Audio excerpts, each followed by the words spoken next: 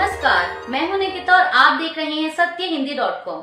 चलिए एक नजर डालते हैं अब तक की सुर्खियों पर। कांग्रेस पार्टी ने नेशनल हेराल्ड केस में सोनिया गांधी और राहुल गांधी के खिलाफ ईडी की कार्रवाई किए जाने के मुद्दे पर केंद्र सरकार के खिलाफ देश भर में आज बुधवार को प्रदर्शन करने की बात कही थी। इस पर बीजेपी सांसद रविशंकर प्रसाद ने एक प्रेस कॉन्फ्रेंस के दौरान टिप्पणी करते हुए कहा कि कांग्रेस पार्टी बहुत परेशान है, देश भर में धरना देने की बात कर रही है। धरना देने का अधिकार उनका है, लेकिन यह जमीन लूटने का अधिकार नहीं है। भाजपा नेता ने कहा कि बीजेपी की ओर से मैं शुरू से ही स्पष्ट कर देना चाहता हूं कि कांग्रेस पार्टी को धरना देने का अधिकार है, लेकिन यह सरकार द्वारा नेशनल हेराल्ड को दी गई सार्वजनिक संपत्ति के दुरुपयोग करने तक विस्तारित नहीं है। कांग्रेस के कार्यकर्ताओं ने नई दिल्ली स्थित 24 अकबर रोड कांग्रेस कार्यालय पर केंद्र सरकार के खिलाफ विरोध प्रदर्शन किया। बता दें कि पार्टी देशव्यापी स्तर पर ईडी कार्यालय के बाहर प्रदर्शन कर रही है और ये प्रदर्शन नेशनल हेराल्ड मामले में कांग्रेस नेताओं सोनिया गांधी और राहुल गांधी के खिलाफ ईडी की अभियोजन शिकायत के खिलाफ किया जा रहा है। दिल्ली में प्रदर्शन के दौरान पार्टी नेता सचिन पायलट ने कहा कि हम लंबे समय से मामला देख रहे हैं, कोई लेन देन नहीं है, संपत्ति का हस्तांतरण, संपत्ति लेन देन कोई मामला नहीं है। मुझे न्यायपालिका पर पूरा भरोसा है, यह केवल ध्यान भटकाने के लिए है। वे शुरू से ही कांग्रेस को निशाना बना रहे हैं। सोनिया गांधी, राहुल गांधी लड़ेंगे, राजनीतिक रूप से, कानूनी रूप से जवाब देंगे। पायलट ने भाजपा पर निशाना साधते हुए आगे कहा कि उन्हें दर्द महसूस हो रहा होगा, क्योंकि हम पार्टी को पुनर्जीवित करने के लिए गुजरात गए थे। देश ईडी के दुरुपयोग की प्रवृत्ति को देख रहा है। केंद्र सरकार के खिलाफ विरोध प्रदर्शन में शामिल हुई कांग्रेस प्रवक्ता सुप्रिया श्रीनेत ने कहा कि पिछले 12 सालों में कुछ नहीं हुआ। यह 12 साल पुराना मामला है। यह तथ्य कि सरकार को आरोप पत्र दाखिल करने के लिए 365वें दिन तक का इंतजार करना पड़ा, यह बताता है कि यह सरकार नैतिक रूप से, कानूनी रूप से और बौद्धिक रूप से कितनी दिवालिया है। वास्तविकता यह है कि मामला दर्ज किया गया है, उनके खिलाफ मनी लॉन्ड्रिंग के आरोप लगाए गए हैं, जबकि एक भी पैसा हाथ नहीं लगा। कांग्रेस प्रवक्ता ने कहा कि वास्तविकता यह है कि सरकार गांधी परिवार और कांग्रेस को घेरने की बहुत कोशिश कर रही है। वे ऐसा करने में विफल रहे हैं और वे ऐसा करने में विफल होते रहेंगे, क्योंकि हम आपसे पूरी ताकत से लड़ेंगे। उन्होंने आगे कहा कि पीएम मोदी राहुल गांधी से डरते हैं और इसीलिए वे जो कर रहे हैं, लेकिन मैं उन्हें बताना चाहती हूं कि प्रतिशोध की राजनीति आपको यहीं तक ले जाएगी, इससे आगे नहीं। महाराष्ट्र की महायुति सरकार की ओर से अपने प्रदेश की महिलाओं के लिए 2024 में शुरू की गई लाड़की बहन योजना को लेकर एक नई खबर सामने आ रही है। बता दें कि सरकार की इस योजना के जरिए प्रदेश की करोड़ों महिलाओं को हर महीने 1500 रुपए का लाभ मिलता है। अक्टूबर 2024 तक इस योजना में लाभ लेने वाली महिलाओं की संख्या 2.63 करोड़ थी और वह अब 2.46 करोड़ तक पहुंच चुकी है। और अब इसमें जो बड़ा अपडेट सामने आया है वो ये है कि योजना में लाभ ले रही अब बहुत सी महिलाओं को 1500 की जगह 500 रुपए की राशि दी जाएगी। सरकार की ओर से मिली जानकारी के मुताबिक इसमें लाखों महिलाओं को तगड़ा झटका लगने वाला है। महाराष्ट्र सरकार की इस योजना में लाभ लेने वाली तकरीबन 8 लाख महिलाओं को अब योजना में 1500 रुपए की जगह सिर्फ 500 ही मिलेंगे। दरअसल योजना में लाभ लेने के लिए पात्रताएं तय की गई हैं। राज्य सरकार की ओर से इस योजनाओं में लाभ ले रही महिलाओं की स्क्रूटनी की जा रही है, जिसके तहत 8 लाख महिलाएं ऐसी हैं जो पहले से ही नमो शेतकरी महासम्मान निधि के जरिए 1000 रुपए का लाभ ले रही हैं। अब ऐसे में इन महिलाओं को माझी लड़की बहन योजना में 1500 रुपए की बजाय महज 500 रुपए दिए जाएंगे, क्योंकि कहा जा रहा है कि दोनों योजनाओं का कुल योग 1500 रुपए से अधिक नहीं होना चाहिए। वक्फ संशोधन कानून पर पाकिस्तान की ओर से की गई टिप्पणी का भारत ने जवाब दिया है। दरअसल पाकिस्तान के विदेश मंत्रालय ने पिछले हफ्ते वक्फ संशोधन कानून पर टिप्पणी की थी।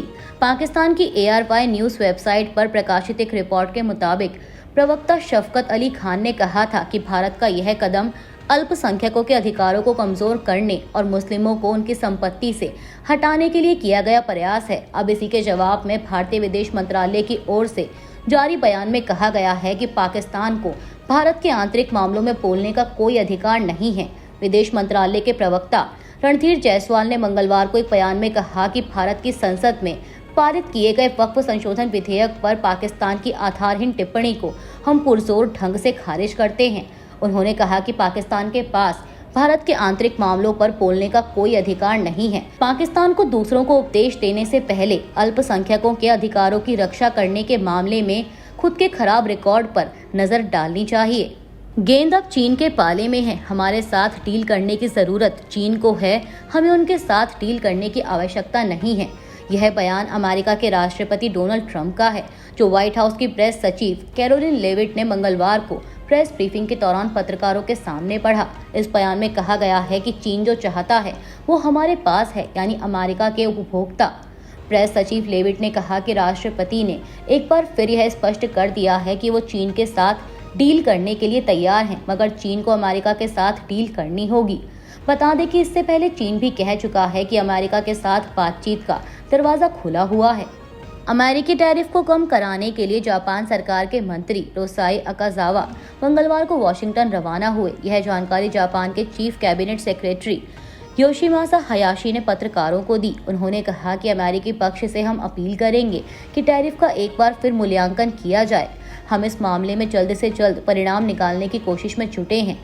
दरअसल पिछले हफ्ते अमेरिकी राष्ट्रपति ट्रंप और जापान के प्रधानमंत्री शिगेरू इशिबा के बीच टैरिफ के मुद्दे पर बातचीत करने को लेकर सहमति बन गई थी। हालांकि इशिबा ने स्पष्ट किया था कि जापान अपनी ओर से डील करने को लेकर बहुत जल्दबाजी में नहीं है। जापान अमेरिका का करीबी सहयोगी है। अमेरिका ने जापान पर 24% का रेसिप्रोकल टैरिफ लगाया है। हालांकि अमेरिका ने इस पर 90 दिनों की रोक लगा दी है, लेकिन जापान में कार इंडस्ट्री की दिग्गज कंपनियों जैसे टोयोटा, होंडा और निसान अमेरिका में गाड़ियां निर्यात करने के लिए 25% टैरिफ का सामना कर रही हैं। अमेरिका के राष्ट्रपति डोनाल्ड ट्रंप ने हार्वर्ड यूनिवर्सिटी की फंडिंग रोकने के बाद अब संस्थान को टैक्स में मिलने वाली छूट वापस लेने की भी धमकी दी है। बता दें कि हार्वर्ड यूनिवर्सिटी ने अमेरिकी राष्ट्रपति के कार्यालय व्हाइट हाउस की ओर से भेजे गए मांगों की एक लिस्ट को लागू करने से इनकार कर दिया था। दरअसल व्हाइट हाउस ने पिछले हफ्ते यूनिवर्सिटी के प्रशासन, भर्ती और दाखिले की प्रक्रियाओं में बदलाव करने की मांग वाली एक लिस्ट भेजी थी।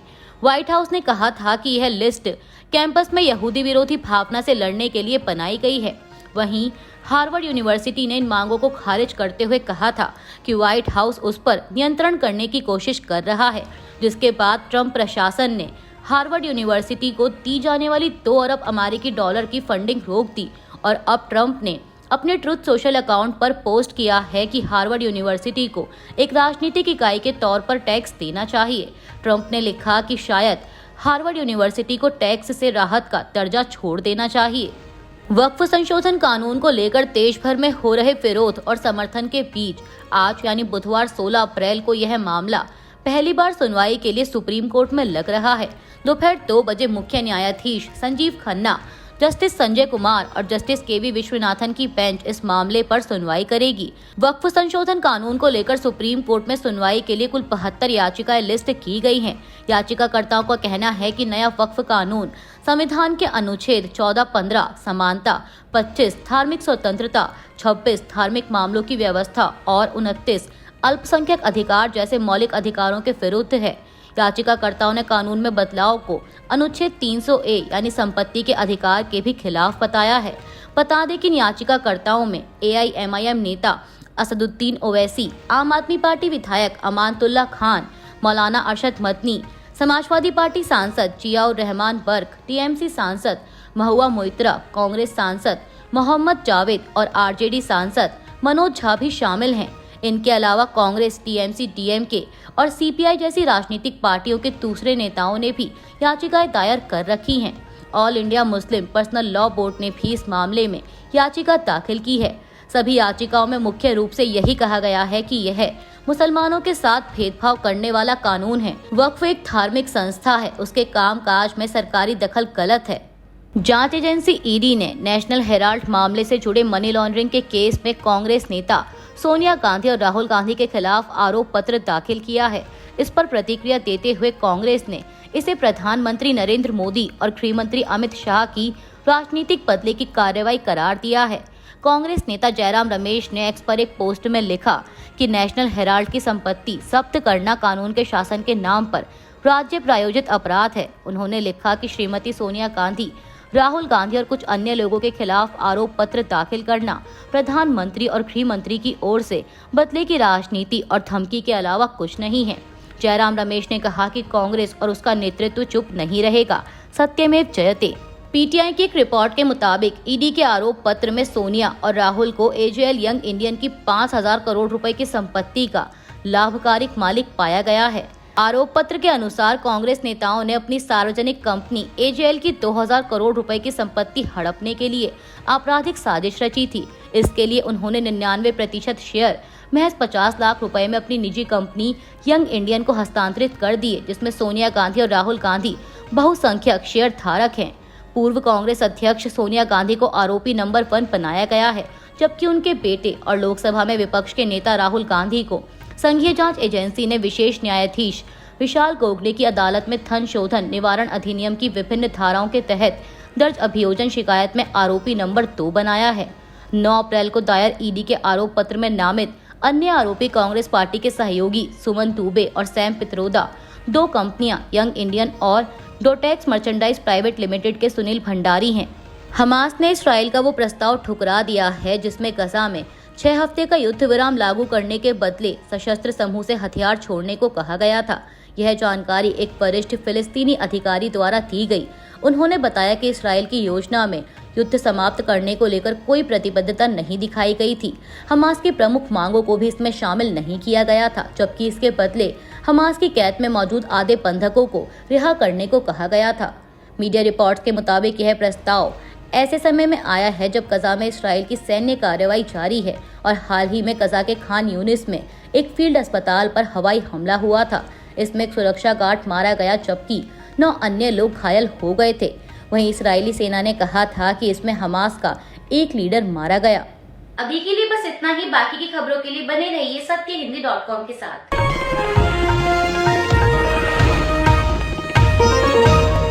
Copyright disclaimer under Section 107 of the Copyright Act 1976. Allowance is made for fair use for purposes such as criticism, comment, news reporting, scholarship, and research.